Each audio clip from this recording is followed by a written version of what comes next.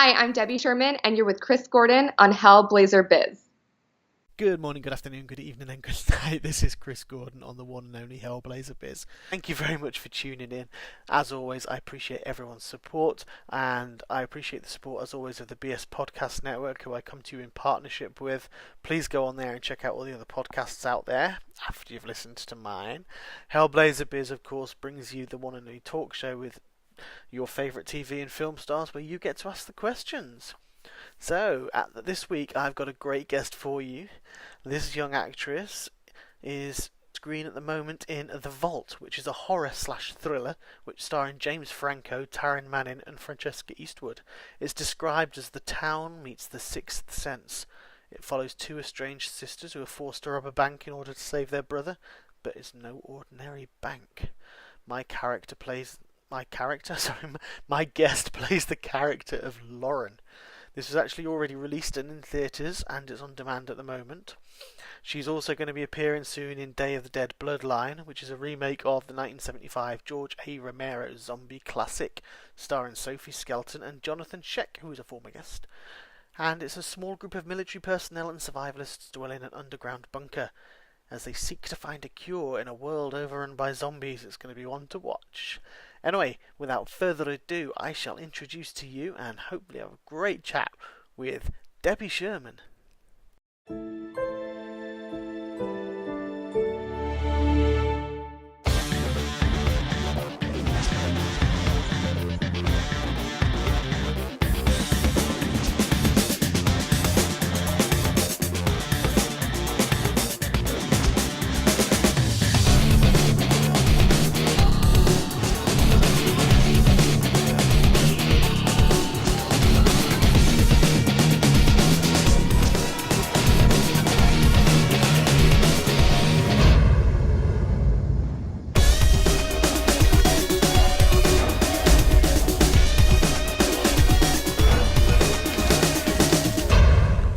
So everyone, I have the pleasure and the honour and the delight of the company of Debbie Sherman today. Hey Debbie. Hi! So sweet, thank you. You're welcome. I appreciate you coming and reaching out and chatting and putting up with technical difficulties last week that we all had. Yeah, no worries. It's the name of the game. Yeah, Skype. It's a great thing that, I can sit at 9 p.m. in London and you're at 1 p.m. in LA, and we can just connect and chat. Technology's great. It's crazy. When it it's works. Amazing. I love that too. So awesome. It is. It's great. Makes the world smaller, It does. It brings everyone together. Yeah. And I think that's a great thing to do. Anyway, excellent. As you know, I've got some questions based on your career so far and where you're going to go and what you've done, because you've been in a very exciting film recently as well, with The Vault, which looks really good. I've not seen it yet, unfortunately. Guilt. So no worries. You have time. I will be watching it.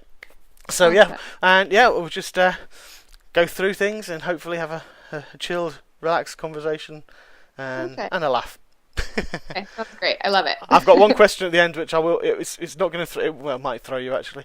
It's just one I put at the end, and we'll get to it when it's at the end. If you've had a chance to listen to any of my shows, you'll know what it is. But I have some cracking answers, I tell you. I ask it to everyone. Okie dokie. So it's like your signature question, right? It is now. Yeah, I'll explain it all when I get to it. But yeah, it's my signature question, I think. Love it. Of course. Excellent. So starting out, you were originally a singer at the moment, from what I understand, and you've also business admin BA from Cali State. Yeah. So kind of what inspired you to become an actress after, going down a business admin route all that way? I think for me, I always grew up like, okay, you have to get an education. You need to have your degree, something to fall back on in case what your dreams are don't come to fruition. Yeah. So that's what I did. I got my bachelor's degree, and then I started singing, because singing and acting and anything kind of in the entertainment world is what I've always really loved. Yeah. So I started singing, and which was so fun and so great, and I loved it. Got to do a music video and kind of doing fun concert performances, and it was like just the best time. And it was in my early 20s, so it was like kind of the first thing that I'd done. And then just recently I had the opportunity to get into film acting. I did drama in high school and some different things, but the Vault, which we were just talking about, that was my first my first role in a film. Mm-hmm. So, of course, I jumped at that opportunity. And then I had Day of the Dead come after that, and then The Forgiven come after that. So it was, kind of three in a row within 6 months, which was amazing. Brilliant. So, I mean, that is, in 6 month period, that's brilliant time. People will be waiting ages for something to come through. Exactly. So, I mean, I jumped at the opportunity. Oh yeah, don't blame you at all.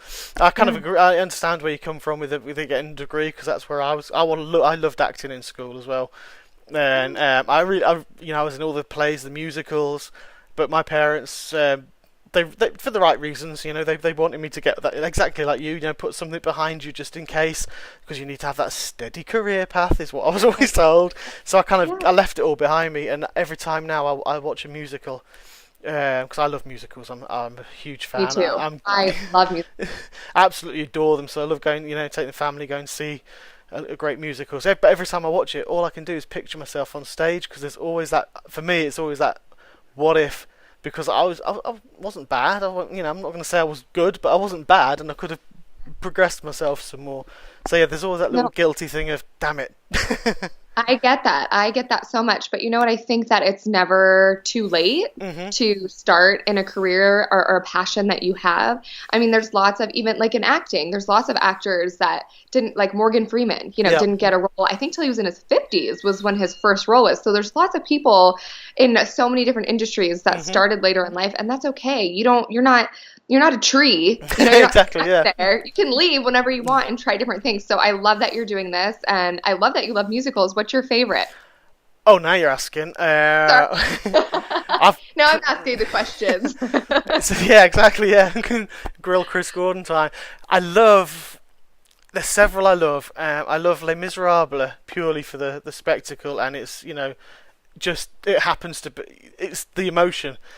You get every emotion in that whole show all the way through. You get the joy and the laughter, you get the sadness, you get to see the futility of throwing lives away in a desperately futile war situation, showing how crazy it is. All the students dying and to be able to have that like on stage and for you to feel that, because it's not it's not in theaters where they have all these explosions and different things and can make you feel because of effects. That is simply what I actually saw that musical in London. Did you? That's so funny. Oh, so did I. Loved it too. That's the only time I've only seen it once, and I saw it. Yeah, I saw it in the West End as well. And it is. You're right, because to get that. I mean, that's a great thing about stage. It's a question that I could have thrown in, is stage. I normally ask for stage or screen acting as well, because stage acting, there is that much more intimacy with the audience, and I think with musicals especially, because it really riles the emotions going. So yeah, Les Mis, I would say. Starlight Express I love as well, for the entertainment. Haven't you? Oh, that's really good. I'll have to put it on my list. There's one of the songs I love. It's Starlight Express. It's the song, and it's the most beautiful song I think ever, because it's obviously talking about a little kid going to sleep, and it's when your good nights have been said and you're lying in bed. Well, that kind of. It's really good. I'm going to burst into song in a minute for you there. Putting it on my list. It's on my list. Yeah, but they're on roller skates. It's all on roller skates and rollerblades. So they come down the aisles and everything, and they're all lit up. Your kids will love it. Oh my god. Okay, so I'm ready. I'm excited. I really want to take them to see Aladdin. Oh yeah, I've seen that I've been advertised in the tube stations. Oh, that looks really good down here as well. Yeah, I think that would be a great one to take the kids to. So that's on my list for them too. Definitely. I mean, my 40th birthday weekend was spent going to see The Lion King as well. Did you love it? I did. Got seats right in the first row, so it was had the giraffes and the elephant coming down and walking past in the aisle. It was just unbelievable, just grinning and from ear to ear. That's quite a birthday gift. It was, yeah. It was to myself. It was me who paid for it. Yeah, I mean, happy birthday to me, right? Well, yeah, exactly. But yeah, no, it was an awesome. That's that. If you've seen that one. Have you seen that show? I haven't seen that one. Because there were certain ones like Lion King, Aladdin, Cinderella. I actually have seen Cinderella, but that I wanted to wait until my girls were old enough. Right. So then we can all see it together instead of me seeing it and then taking them again. Yeah, I get you. Yeah. They'll love it. It's the colours, the singing. It's just, I love that style of song as well. And it's with Elton John's song obviously blasting out, brilliant. Right. Goosebumps now. Remembering it. I love it. I've got to see it again. Anyway, where were we? Yeah, so yeah, I kind of get all that, and obviously, like you say, doing the show and doing something you believe in, it doesn't matter what age you are, and I think that's an important thing for people who are listening, because I do have a lot of friends as well who are trying to get in, and I think they're worried about getting old or or getting things like that, and it doesn't matter. Like you say, Morgan Freeman, Samuel Jackson, I believe, was one as well. I think his famous quest was he worked for 30 years to become an overnight success. Crazy. And he was in his 40s. So I mean, I was in a film last year as well, which is great. So I'm on the start myself. Very cool. I love that. Yeah, I'm not going to say it on air because it was a despicably horrible character, and they didn't give me the script until I got the script with my lines in, and I didn't know the full script until I got there. And when they that's when I suddenly, everyone was telling me, are you sure you're alright with doing this character?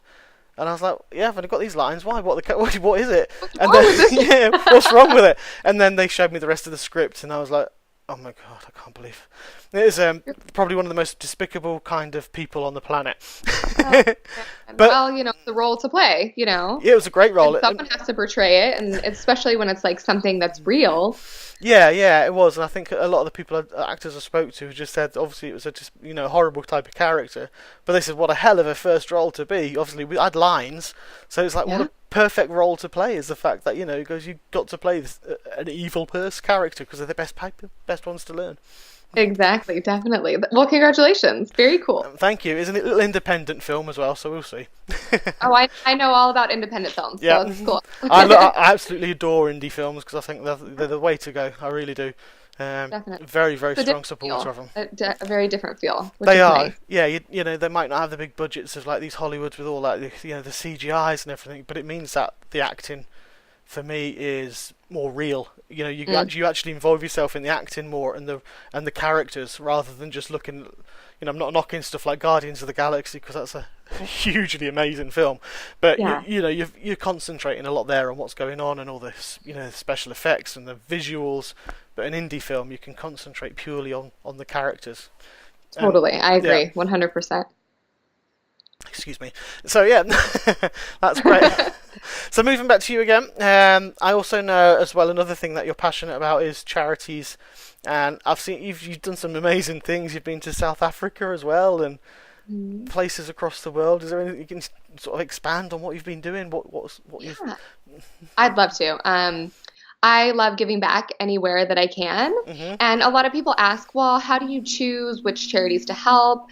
Honestly, for me, I think that, different regions I've traveled to or different things that I've kind of come across or have crossed my path, that is what I kind of have gone after. So it wasn't really like something where I was like Googling online trying to find a specific charity or, just things that came up. So you were talking about South Africa. So I filmed The Forgiven in South Africa. And while I was there, I knew that there was a large orphan population. So I was looking for an orphanage that I could visit and donate to and volunteer at. So that's when I found the orphanage there. That's in Longa, South Africa. And they're amazing, the kids. Cool. And so the lady that runs it, her and her husband basically opened up their home to orphan children. Mm-hmm. Right now they have 21 children in their 2-bedroom house. So you can imagine the crowding that is. And a wide range of ages for these kids. So, there's, I think 3 is the youngest, and then the oldest just turned 13. Mm-hmm. So while we were there, he actually had his birthday, so that was kind of cool. Nice. And we filmed last December, so that was during Christmas. So it was nice for us to be able to do gifts for the kids, have lunches with them. Mm-hmm. We played Duck, Duck, Goose, which they hadn't played before and really liked. That's cool. Yeah, it's just like simple things where they feel loved and cared for. So being able to meet the kids and be at the orphanage, you feel like such a connection with them. Mm-hmm. And then I'm in contact with the leader there, obviously, and she'll send me updates and photos, and I'll send her photos, and she'll send me pictures of the kids playing with gifts that they've received from us, which is really fun. And then being able to use the little platform that I do have to kind of elevate them so people know about their orphanage, because again, they have no money. It's a mom and dad that are raising up these children. They have a website, but it's just one of those things where every ounce and resource is going to the kids. And so people around the world don't really know about this orphanage. So I'm hoping to bring awareness to them specifically so people can, kind of reach out. And it's the same thing with an orphanage that I partner with in Thailand called the Lighthouse Children's Home. I was in Thailand on vacation, and so I sought out an orphanage there, and the owner just happens to be somebody from San Diego, California, which is near me here. Yeah.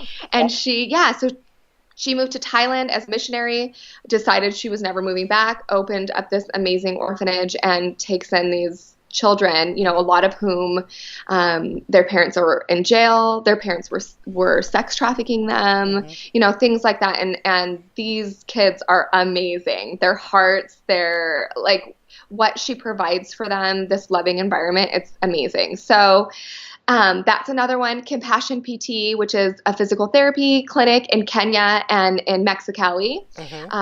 So they provide physical therapy to people who are underserved in areas that, are impoverished, and people don't have access to any of this care. And even if they don't have money to pay for it. So they are completely funded by donations. But the outcome of a lot of these patients is amazing. People who couldn't walk, a little girl who was crippled and left on the floor because she couldn't move, so she couldn't contribute. They gave her physical therapy. She can walk now and she can contribute. So her life is vastly different. It's just these stories that are so amazing. There's another place called Cherish that is near me here in Fontana, California. So it's a little outside of LA. And that area has a lot of pregnant teens and young moms who are on their own, who are in cycles of abuse, who just need help, need someone to care about them, need hope, need love. And this organization gives that, they provide for them. They teach them how to look for the right relationships, how to get out of cycles of abuse, how to care for their children, how to get an education.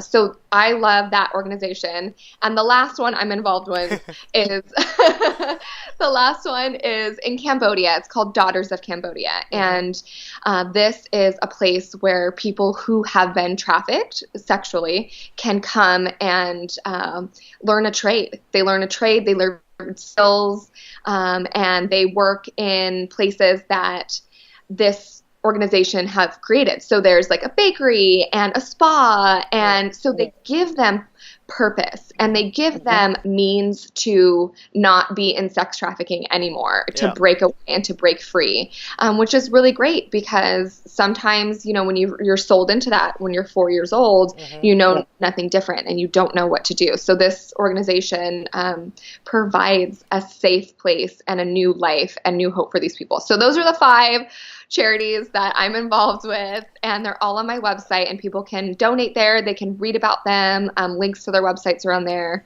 Those are my big 5. Excellent. So no, that's really brilliant. It's quite inspirational listening to you talking about that as well, and the passion that you've got for those, because it's that's all it takes is people like yourself, or people like me, or people like anyone out there, just to take some time and support these other countries, especially Cambodia and Thailand, around those areas, because for example, sex trafficking is a huge thing out there, and it's a huge trade industry, isn't it? And it's just so wrong. It's multi-billion-dollar industry.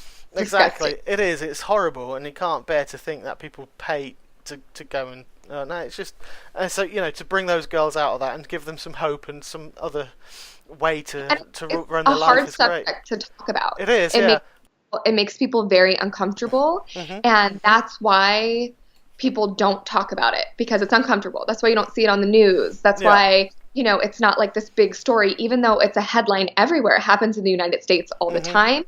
The Super Bowl is the #1 event for human trafficking. So it's Wow. in the world. It's the #1 event. Girls and boys are brought in, it's not just girls, for Super Bowl because they're sold into slavery during this time. And it's huge, and we don't talk about it because it's uncomfortable and it's weird and it's terrible and it makes us feel all squirmy. But it's so important because if we don't talk about it, nothing's going to happen and nothing's going to change. And the people that are involved in this, they need to be shamed into not. Yeah. It's not okay. No, it's not. And there are some quite high-powered people, and that's probably why a lot of it does get shoved under the carpet, because of the types of people who are involved with it. It's probably given a highlight of the character that I played in that film as well. I understand now. Yeah. I understand. No, I mean, I don't really want people to watch it because it's, purely from that basis. But yeah, I think especially with that industry, and those charities are out there to stop. And we do need to talk about it, because we do need to shame. And I know there are some very high-powered people, and it's the same with everything. The corruption in there, things are swept under the carpet, like certain things in the news at the moment have been swept under the carpet for so long, but now they're out. People are speaking about it, and more people are opening up, and that's what needs to be done about all of this type of thing, and action gets taken based on that. So yeah. Yeah, fully behind you. Speak up. Use your voice, right? Exactly. Mine's going. So yeah, but no, you are right, and I mean it is inspirational to listen to someone talking so passionately about the charities, and there's several people I know who do things, but it's always great to hear, and I'll put those links on my site for you as well, and we'll try and share some out and get people to look into them, because they're definitely worthwhile causes. Yeah, I agree. Thank you so much. No, you're welcome. It's more than I can, or the least I can do, should I say? It's the right words. Cool. So, kind of talking about inspirations. What kind of inspirations? Who inspired you to sort of go into the acting role as well? Sort of try to take it back there as well. Actors. Was there anyone on screen or any kind of people who really inspired you to get into what you want to do? Yeah. So, acting in general, or doing something kind of that's different that a lot of people don't do, or that people kind of are like, why are you doing that? That's kind of some of the looks or opinions you can kind of tell people have when you say, well, I'm going to be acting. I'm going to try to be an actress. I'm going to be in this film. You're not Tom Cruise. Like, why are you, Yeah. It's kind of, I mean, maybe you have kind of experienced the same thing to some level. I think anytime you try something new and out of the ordinary, one, you're nervous yourself because you always have that, like, I'm not good enough. No one's going to like me. I'm going to fail. But who cares, right? Yeah. If you fail or you don't get a role, or acting doesn't work out for you, at least you tried, and at least you don't look back and say, I really wonder what could have happened. So you give it your all, and you don't want to wonder that. So that's kind of how I decided, okay, I'm going to try to do this, and I've always wanted to. This is a good point in my life to try it. And luckily I got a role, which is awesome. But as far as inspiring from an actor standpoint, somebody that I really love is Reese Witherspoon. Okay. She's one of my favorites. And the reason why is because I love that, especially recently, things that she's come out with. She has a company called Hello Sunshine, and she is just committed to bringing stories about real women, women who are in the front, and women who are not even like changing the world, but just have a story to tell. And I love that, because I feel like, especially in the past, things are kind of changing now, and I hope they continue to. But we see women in film who are one-dimensional. They're the really pretty hot girl. They're the super bitchy, can I say that? Yeah. High-powered working woman. You're this or you're that. There's none of this mesh. And women, just like men, are multidimensional. We have so many different qualities. We're not one thing or another. So portraying characters that are kind and compassionate and yet still strong and fierce. We're allowed to be multiple things, and most women are just that. So that's why I love her, because, you know, she's just been doing these characters, like she did in Wild, and things she's been, that she's coming out with, and with her company, Hello Sunshine, that's like kind of the premise of it. It's so great, and I just admire that so much about her. So she's definitely one of my celebrity inspirations. Fantastic. I Reese Witherspoon's up there with mine as well. She's ace. I love her in all the films that I've seen her in. She's just so brilliant with it. And Big Little Lies, have you seen that? No, I haven't yet. That's one of the most recent ones. Last year, was it? Yeah, so it's HBO series, and it is so good. Excellent. I've got to watch. I've got a whole list of stuff to watch. It's horrendous. That's the thing we're doing. We're doing this show. It's everyone. You know, the people come to me. So get this person on. Get this person. So that's great. I'll watch the show, and it's like now I've got about 15 shows piled up to watch. It's a long list. It is. Yeah. And you're right as well. You're right. People start out. When I started doing this, some people close to me were a bit skeptical. When I reached out and did my first interview, said, "Are you sure?" And I was like, "Well, you know, I've doing it 2 years, and it's taken me a good 8-9 months before I started to think maybe I can do this." And that was already after 20 odd episodes. So you know, it takes time. It does. With anything. It's never going to be like this. It takes a lot of hard work. And even when I did that film last year, it was my first ever film and filming, and I was just sat there for 12 hours, and I only had this is the whole horror, the glory of film, isn't it? Because you might be there for 12 hours for a scene that's going to last 5 minutes, if that. So I was just sitting taking it all in, and I was so nervous, and I kept asking some of the other, being more independent, and I went away with a huge grin on my face, because one of the people there was very active in independent film in the UK, and actually turned around and said they couldn't have thought that this was my first ever time behind a camera. They thought I was really good, just so natural, and it was great. And I was like, seriously? They said, seriously, is this your first time filming? And I was like, thank you. Thank you. Yeah. No, it's so nice, because it is so nerve-wracking. You don't know what to expect the first time. The more times you do it, you know, it helps, and you get less and less nervous, but the first time, woo! Yeah. I remember. Yeah. The clapperboard waiting there, the cameras and the lights on, and you're there waiting to. And I was actually the one who didn't fluff my lines. Someone else did, and I was like, yes. Oh, good for you. I think like 2 days before my first film, I barely talked because I was just so nervous. I didn't talk to anybody. I was just so nervous. I can imagine. Like, because you know that people are going to be watching.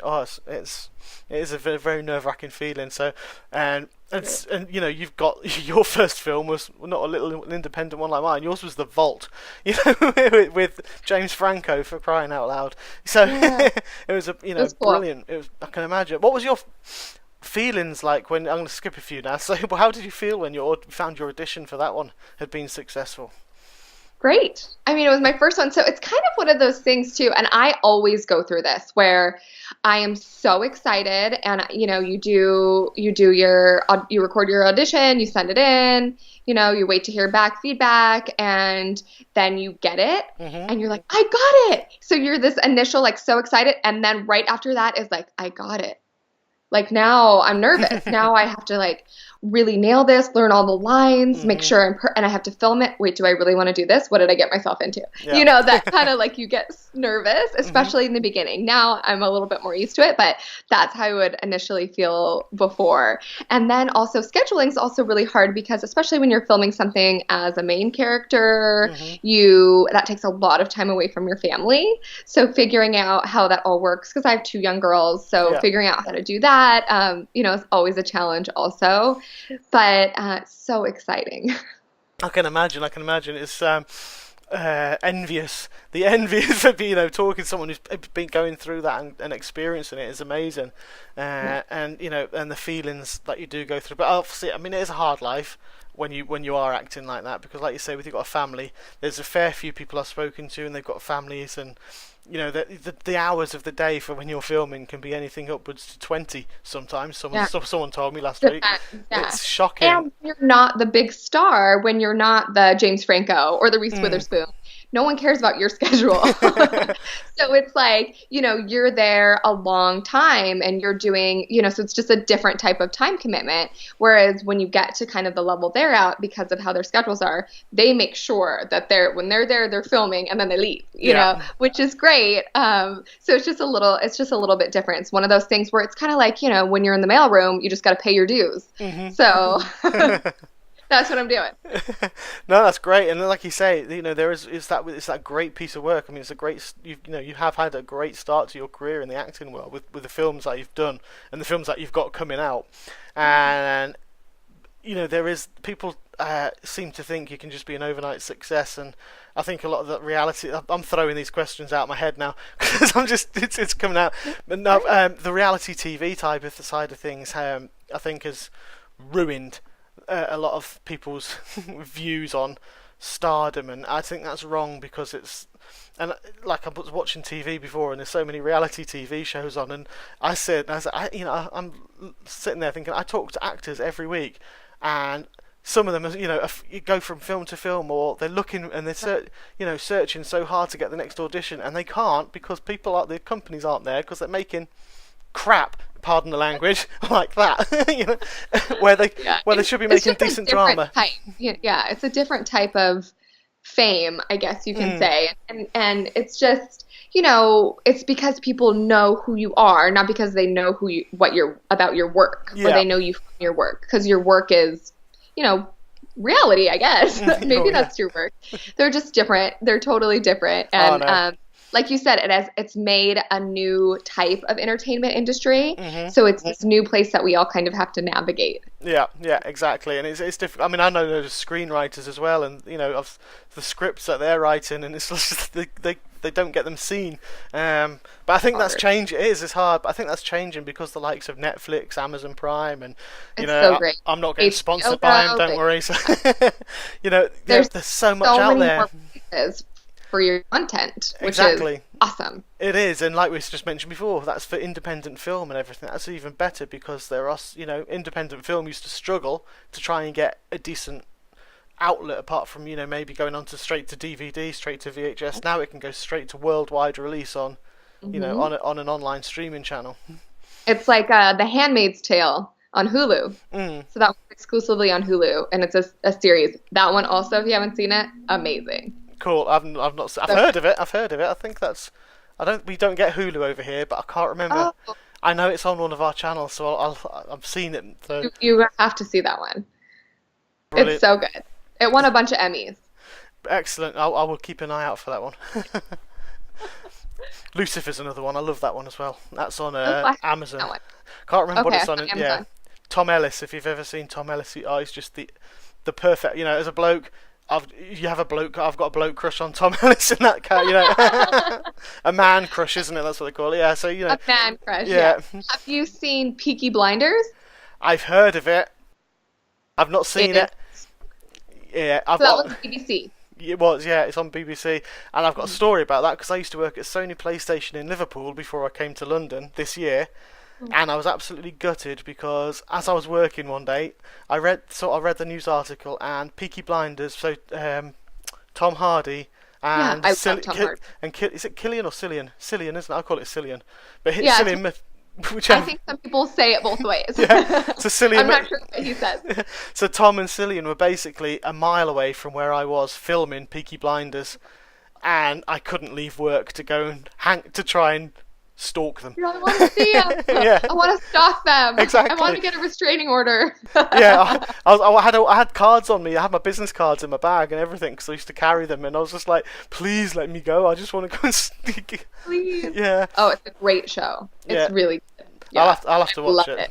It's like watching a movie every episode. I mean, the quality of acting and production value and writing is just top notch. It's one of my all-time favorite shows. Brilliant. I love it anyway because I say Tom Hardy for me is probably, at the moment, in the current lineup, he's probably one of my favourite actors. He is just so versatile and diverse. He is. Sometimes in movies, I don't know it's him. That's how good he is. Yeah, I went all through Dunkirk, and I didn't realise he was the pilot. Surprise! Well, in The Revenant, I didn't know he was in that. Really? Oh, yeah. I watched the whole thing, and my husband at the end says, "Oh, I think that was Tom Hardy. I was like, no. And then sure enough, it was, I mean, it's crazy. He transforms every time. He does. That's exactly what I did in Dunkirk. I was like, I'm sure that was Tom Hardy. And my wife's there going, of course it is. Why do you think I came to watch the film? Sorry. Yeah. That's funny. Yeah. But yeah, so yeah. And what was it like starring? I mean, James Franco's another guy who's obviously, great actor out there, and you've been in a film with him. So what was it like filming with him? Was he great? Did you do many scenes with him? I wasn't there when he was filming. Right. So it's kind of one of those things, he comes in, does his thing, and he leaves. So I was not there. I didn't film, he was there. I filmed, Taryn was there, Taryn Manning, and Francesca Eastwood, who's Clint Eastwood's daughter. They were both great, and so that was really fun filming with them. Yeah. It was a great set, and that was my first time. It was in Georgia, in Atlanta, and it was summer in Atlanta, and it's very humid and hot there, and my character's pregnant. Right. So they saran wrap this belly on me. So I would just be there, the whole day in the heat with this saran wrap all on my body with this pregnant belly. So it wasn't the most comfortable, but it was a crazy part to play. Cool. And it was fun. I had a great time. Excellent. I can imagine you probably shed quite a few pounds as well, because it's a win-win. People pay thousands of dollars to get saran wrap to lose weight. I got it for free. Brilliant. And what's the story about? I mean, the film's called The Vault, and I mean, Atlanta, Georgia seems to be a great place to film. Everyone's filming down there now, and it's opened up a lot, big industry. So a lot of people, So. Yeah. So what's The Vault about? Can you talk about that? What's as much as you can, and your character in there, and in the film in general. So The Vault is really cool because it's a storyline that I kind of haven't heard before, because you have horror films that are kind of your classic horror, and then you have thrillers who kind of keep you on the edge of your pants or on the edge of your seat, not the edge of your pants, but aren't scary. But this is a mix of both. So it's a horror thriller mash, and you go into the movie, and it starts off with a bank robbery. And so you think it's going to be like a thriller. It's going to be this bank robbery, but it turns out that it's not just a bank robbery, and some kind of weird things start happening. And basically just around every corner is something new and different, and something that you weren't expecting. Yeah. My character, her name's Lauren, and she was just in the wrong place at the wrong time.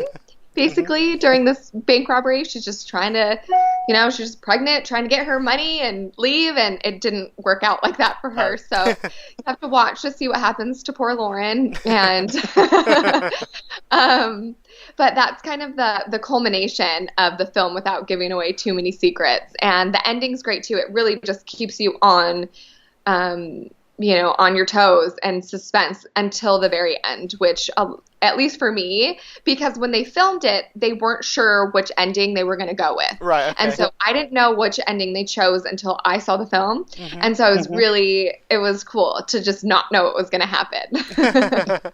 That's actually, that sounds really good. It kind of sounds like my type of film as well, because, I'm an 80s kid, so I am an 80s kid, so I grew up on all the original horrors. And there's a lot of horrors now which I don't like, because I just think they're just gore. It's just gore for the sake of gore, or gruesome. It's not like the original Halloweens, which had that, which were great. But there are some, like The Vault sounds like it's one of those where you've got the suspenseful side of things, and the bit, that kind of eeriness, and it's not just blood coming at you. Yeah, exactly. It plays with your head, and that's what I enjoy, because I love a film where I can go away and it's just wrecked my head for a week. You like the mind games? Yeah. Huh? Oh yeah, I love a good film with mind games in it, because it's just they're brilliant, because it takes me about a week to sort out what's happened half the time. And then you think of something later on. Well, why did he do that, or why did that happen? And you kind of go through it. Yeah, that's how you know it's a good film. Exactly, and then it's like, damn it, I'm gonna have to watch it again now to do. They know what they're doing. Oh yeah. So yeah, no, that does sound like a really good film, to be fair, and I will be watching it. I will be searching for it again. Now, got some time. It's been a bit hectic, so I will be sitting back and kicking back and watching The Vault first. to watch that. So yeah, looking forward to it. And Dan Bush, was it Dan Bush directed that one? How was it like working with him as well as a director? It was great, and so like I said, this was my first film, and my last scene was actually the wrap of the film. So that was really cool, because a lot of times when you're working, you're not there for the wrap. You know, it's only certain whoever's filming that last scene on that last day is there to wrap the film. You know, if you're not in that scene, then you're not there. Yeah. So it doesn't often happen that you're there for the wrap. So it was really cool that my first one I got to do that, and it was really fun, and they brought out champagne and they were kind of like spraying it everywhere. Nice. And he was so excited, you know, to have finished this portion of a film that he'd worked so hard on. Yeah. So it was neat. It was great working with him. Fantastic. Yeah, I'm getting more excited to watch the film now. The only downside is I talk to people when I do this show and talk to actors is when I actually do watch the TV show or the film what I'm in, I sit all the way through it. Then I know what they were thinking doing that. And It's hard. It like ruins it. Being an actor ruins watching movies sometimes because you think about where the camera angle was. Oh, it was there, and they must have had to do this take so many times. And how did she get? You know, all of these things. It's just a totally different experience. It is, and all that's green screen, and you know. Yeah. It's totally different. It ruins it. I mean, you know, you said that obviously that was your first film, and there's other films as well. You've gone from James Franco to Forrest Whitaker in The Forgiven, and he's another one of my all-time favourites. The guy just seems such. I don't know if he's in real life, but when he comes across, he just seems like such a nice guy, and he's like, to me, I'd class him as like a big teddy bear. That's sweet. He's an exceptional person. Brilliant. And what was that film? That's The Forgiven, isn't it? That one. What was that about?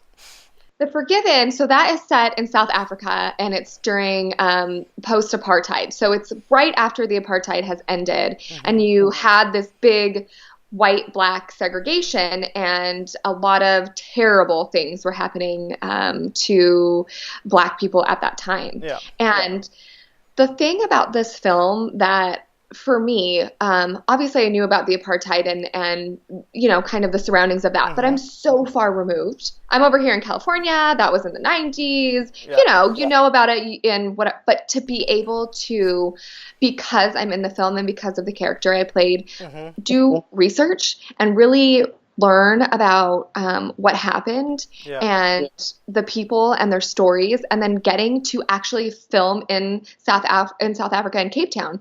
I loved that because I think it made a real authentic platform for the film. Yeah. And for me, I got to meet people who went through the apartheid and really understand what they went through, what they saw, how things changed. Because just because something's over, just because it doesn't just change like that, you know, it's and sometimes we think that. So being in this film was eye-opening and heart-wrenching and amazing all at once. And getting to work with Forrest was great. So I directly worked with him. And the first scene I shot on the film was at 11 o'clock at night, and it was with Forrest, my very first scene. So that's intimidating. Hey, it's my second time filming ever. Let's shoot a scene together, Forrest. So that was super intimidating. And so he plays Desmond Tutu, who is the Archbishop, and he is overseeing these hearings, basically, of people who are coming forward, white individuals who were prison guards or whatever, and confessing what they had done to the Black population or people specific, and basically they're absolved of their sins. So they're absolved. They're not going to be on, you know, they don't have to go to jail, which is a weird kind of thing, but that's just what it was at the time, because that was how they came to the conclusion of the segregation ending. So, so Forrest's character, and you know, he has to endure so much, and as an archbishop, be forgiving. And I think that is such a hard place to be at, and he is exceptional. I mean, even just filming the first scene, I sit down and he comes around these stairs and we kind of meet. and you're just kind of almost taken aback by how much he isn't Forrest and how Hmm. much he is Desmond Tutu. Yeah. It's just this really great. It's just awesome. So I'm really excited for people to get to see that. But what I'm more excited is about is for people to understand that time period. And I really hope the film opens people's eyes to things that have happened and to things that are still happening now. Definitely, definitely. It was a very. I mean, I remember it a lot as well. It's like I say, going through the 80s and always hearing on the news about apartheid. And Desmond Tutu is always one of those names in the, and obviously Nelson Mandela, but Desmond Right. Tutu is one of those inspirational people. And I think you're right, because the character he must have had to be able to sit and listen to stories of people who have tortured, oppressed, and killed Hmm. people of his own creed and colour, and of his own kind, Right. just because they were black, and to be able to forgive at the end of the day. I mean, that just shows what kind of a man he really was, and Definitely. yeah, and it's And children, yeah, it's not just men doing it to men. Not that that's okay either. It's men doing it to women and children. yeah, So and the stories are horrific, and they're told out in The Forgiven. So people really get a real glimpse of what happened and what happened in this commission where Desmond sat and listened to these stories. And but it also, the point of it in some way was to give closure to people who didn't know what happened to their loved ones. yeah, And so they got to find out, and at least hmm they had closure in that way, and to look these people in the eye yeah, and the killer's eyes.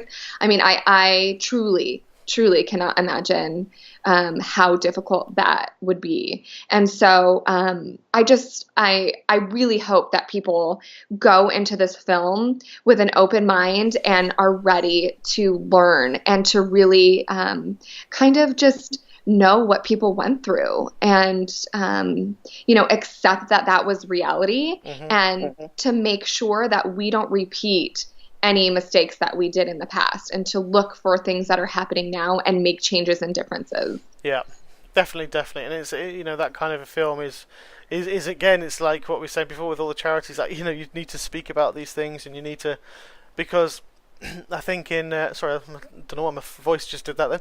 I've got a frog in my throat. Is a set me off laughing. Sorry, Debbie. It's they need to be spoken about, because I think if you suppress and don't, like you say, suppress things that you don't talk about, you're just going to make the same mistakes over and over again, and you see it happening, and it breaks my heart seeing a lot of stuff that goes on in the world today, and seeing that people are just like trying to wave it under the carpet or wave history under the carpet, because history happened. You need to be able to see that happening and remember what happened, because otherwise you totally forget. And Yeah. South Africa was a horrendous thing. Countless thousands of people, just like you say, women, children, just slaughtered. Just And, slaughtered. and Just this is and that I mean that's like you said, 80s, early 90s, and that wasn't a long time ago. it's not. And this and it's not in a place where it's very rural, and they haven't developed, or they don't have education and schooling, and so kind of some countries still are now, Yeah, where you have this kind of very third world place. That is not South Africa. South no, Africa is just like all of these amazing major metropolitan cities that we have. And the fact that that could have happened there in the 80s and early 90s, I hmm mean, it's astonishing. And we always have to, as you mentioned, learn and know about history, because if we don't, it will repeat itself. That's the point of why we learn about history. So we exactly. can learn from our mistakes and we don't do them again. Exactly. And I just think, yeah, that is the sad thing. I just think we don't, and that's the problem. Is as a race of human race, we just don't learn from those mistakes. And Yeah, at the end of the day, just what you said, human race. That's what we all are. We're all humans and we're Exactly. all here together. No one is better than anybody else because of your money, because of how much you do have or don't have, because of your gender, because of your race. It doesn't make any difference. And success isn't measured by finances or because you're married and have 3 kids. Success is something so much different. It's about the person that you are, the Yeah. giving, loving, caring person that you are. And unfortunately, our society doesn't recognize that as successful, and it needs to. It does, definitely. It really does. And you've hit the nail on the head of my entire ethos in life is the fact that, I was brought up, my dad was a minister in the United Reformed Church, and he was, I mean, as everyone's dad is to them, he was the shining light in my life. And, I lost him, 9 years, 8 years ago. 2017, 8 years ago, we lost him, and it's all right. He bowel cancer, quick, took over, and just one of those. He never smoked, he never drank in his life, and it was, so my kind of faith in that, respect that I brought up, I kind of lost it in that respect for that kind of thing. Because I thought, that's my, religion. I'm not going to get into that, don't worry. But my ethos then changed. It's like, well, you can still take religion.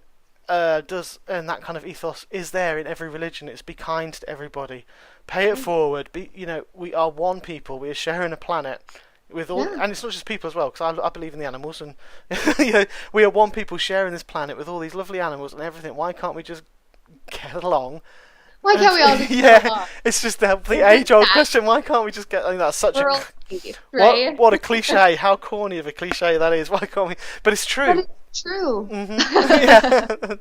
Jinx, So touch wood. Yeah. Mhm. But yeah, you're right. And I think by portraying stuff like you have in The Forgiven and your charities that you do and things like that, it really does push out and highlight what we need to do. And it's more people like that and more people like you, and doing that is what this world, I think, needs, is to to push and have that goodness come through. Less right. selfishness, more kindness. That's right? the one. Yeah. That's the one. That's the word. Which I was trying to get to, as you can tell. I kind of go right around the hedges to get to where I Beat around, yeah. Excellent. The other film that you're in at the moment is Day of the Dead, and then that's another one with Jonathan Schaech. I mean, you're going from James Franco to Forrest Whitaker to Jonathan Schaech, who's obviously well known, and Tom Hanks was best friend. So. Love it. He's Love been, Jonathan Schaech's been on my show as well. Yeah. So I've spoken to him. So when I saw that, I was like, oh, cool. That is so cool. Oh, awesome. Yeah, he is really good. Yeah. So what's Day of the Dead good. about? What's that? I mean, obviously I can gather what it's about. So no surprise, Day of the Dead is your total awesome, can't live without zombie movie, right? So, so it's George A. Romero has, he did all these amazing Day of the Dead type movies, and he sadly passed just recently. So we're all, when somebody creates a genre basically on his own, it's just legend, right? That's just the first word that comes to mind. And not only that, but this following of people who are just loving the whole zombie craze, right? And just following and can't get enough of it and are so excited for the next movie and what's next in the franchise. So to be included in that was awesome, and also intimidating because you never want to let the fans down, especially because they're expecting so much. But it's great because it helps you to just really bring it and just and kind of give them more. So that's really what I focused on in this film. And this one is like blood and guts. You're getting you have to. It's zombies, right? Yeah, you can't ignore it. Yeah, right? You're getting that carnage in this. But fans definitely won't be disappointed. The storyline is awesome. We filmed in Bulgaria, which was... Oh, nice. Yeah, which was super cool. There's an amazing studio there. Amazing. It's huge. There's a street that's London, a street that's New York. There's a Coliseum. I mean, it's huge and it's spectacular. Yeah. So we got to shoot there. That was a highlight for me. And so with these films, you have CGI, but the zombies on location, the makeup, the costumes, the acting of these zombies, I mean, I don't know why they have to do any CGI on top of it because I was terrified. Fair It enough. was like so crazy. It's wow. That's just kind of one of those things where I'm just so excited for this fan base. People that love horror, people that love zombies and everything that kind of embodies that, to see this film and get to experience some really great actors. My friend Jeff Gum is in this movie, and he's awesome in this. And his character is so much different than his real life personality. I think that's so funny when, he's just like a nice, cool guy, and then all of a sudden he's not, because he's in character. So it's really neat to see just the contrast of the people, of real life versus when they're acting. And I'm so excited. I feel like I've been waiting forever for this film to come out. So it's going to be here soon. So don't worry, it's coming soon. That's fantastic. I know with The Walking, I mean, like you say, George A. Romero started an entire trend, and obviously The Walking Dead wouldn't be there if it wasn't for him and his original, ideas. I mean, The Walking Dead have zombie schools. I spoke to some of the guys on there, and they actually have a zombie training school to walk like, they have a school to how to teach you how to walk like zombies. They shoot in Georgia also, I think. Yeah. In Atlanta, because some of the people on the vaults also worked on Day of the Dead. I mean, on Walking Dead. Walking Dead. Yeah, so that was cool to kind of meet some of the people. Yeah, it's kind of it's great. They sort of mix around down there as well, which is cool. Yeah, excellent. And finally, I'm bringing you to the last question. I'm sure you're probably relieved. Never. I love talking. And this is the one that, this is my trade question. Now, the reason I'm going to this question is because last year there was a guest on my show called Mike Quinn. He was actually from, I don't know if you know Star Wars well, the films. He was Nine Numb in the end of Return of the Jedi. You know the guy with the monkey face who was in the Millennium Falcon? Yeah. Yep, it's him. That's him. Cool. He also did a bit of Jabba's puppetry on the tail and Salacious Crumb, Jabba's little pet. But oh my gosh. He has worked with Jim Henson for 30 years, and someone threw this question to me for him. And I thought, after the question, I was thinking about it, and I thought, you know what, that's going to be a question I should ask everybody. Because it is perfect, and some of the answers have had me crying with laughter. Oh, gosh. Do you know Clayne Crawford? Have you heard of Clayne Crawford? If you it sounds really familiar. He's in Rectify, he does Riggs at the moment, he's Riggs on Lethal Weapon series. Okay. But yeah, he's been on, and he actually did an impression, which was everyone absolutely adored. I do my impressions. I'm going to save you from too much pressure. No, it's fine. I'll save you from my. Hello there, Debbie. It's Kermit here. That's really not good. My voice is going, so it's. Yeah. Well, you said you had a frog in your throat. There you go. It happened to be Kermit, yeah. The Yoda one's alright. So, when 900 years old, you each look as good. You will not. That's my Yoda. That's great. I'm terrible at impressions. So. No, it's fine. You don't have to do one. So I'm sure you can kind of guess where this question is headed now. Is if you could have a Muppet character created for you, what kind of character would you be? You can either be an existing one, or you could be a mix, or a new one. Well, I would 100% be Miss Piggy. Fair enough. Yeah, here's why. One, I kind of am a little bit of a piggy. I just love eating all the time. So my little girls take after me too, so it's a problem. And then also she kind of gets a little bit, she has like an attitude sometimes, with her little blonde hair and her little, I'm doing my makeup, and I can be a little bit like that sometimes too. I hate to say it. I think she's a little meaner than I am, but yeah, I'm going Miss Piggy. I'm gonna go Miss Piggy. I like that one. Fantastic, excellent, fair enough. I actually did a thing. A little diva. I like her diva-ness. Yeah, she is. She's a bit divvy. I did a thing 2 weeks ago for a young girl in the UK. She was. Just a teacher came to me. She's sadly got cancer as well, and I think it's quite serious in the prognosis. So people came to me and gave me 2 days' notice to see if I could get someone to wish her happy birthday for her 16th birthday. So I went out and I managed. Thankfully, 11 actors who I've spoken to all came back and wished happy birthday, and I put it all together in a video. But I did my Kermit and Miss Piggy, and the whole school. It was in a classroom, and apparently, I was made up anyway because she was so happy and pleased, and I was like, well, that's it's in my little good deed. I felt good. So But sweet. That's so sweet. I did a Kermit and Miss Piggy impression, but I just put the photo of Miss Piggy and Kermit up, and apparently someone in the party just turned around and was like, "The Muppets," because that's big time. That is, because they actually thought it was real. So I was like, "Yeah, you get in." I do it good. Woohoo! It's so like, Good for you. That's how you know your impressions are just spot on. Exactly. I mean, I'll take the mic away to do my Miss Piggy. Something like, Piggy, where are you, Piggy? You need it on stage, Piggy. Kermit, I am waiting here. I have to do my makeup. Something like that, you know. But Well, see, that's me. That's exactly how I talk too. She's definitely my character. Definitely. See, but I've still got that frog. I've still got a Kermit in my throat. So that's my excuse for being poor impressionist. I love it. Impressions are so fun too. They're funny. Makes some people laugh. Excellent. Anyway, so before I wrap up and stop recording, is there anything you'd like to say to people who are listening and watching this? I would just say to never give up on your dreams. I mean, if it's something you want to do, go for it. Why not? It's what I always say to myself is the answer is already no if you don't try. So if you try and the answer is no, well, you're right where you started anyway. And if you try and the answer is yes, great, right? You can't do any worse than no, and you're already at no if you haven't started trying. So that's my advice. Oh, thanks, Debbie. I really appreciate your time there. Thank you so much. Absolutely fantastic and interesting chat, and you were a delight to chat too.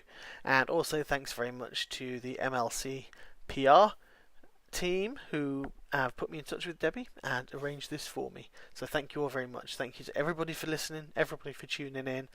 As always, please retweet, tweet, share, view, and like on every opportunity you can get.